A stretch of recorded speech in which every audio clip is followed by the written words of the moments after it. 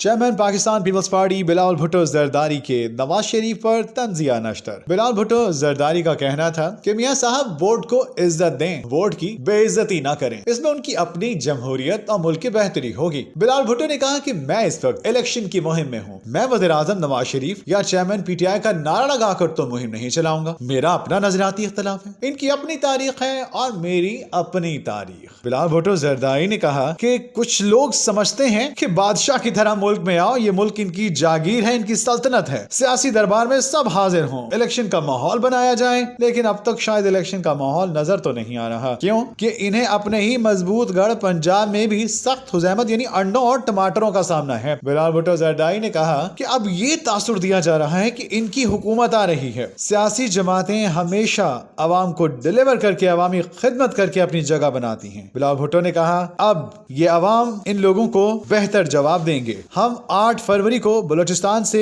अच्छा सरप्राइज देंगे।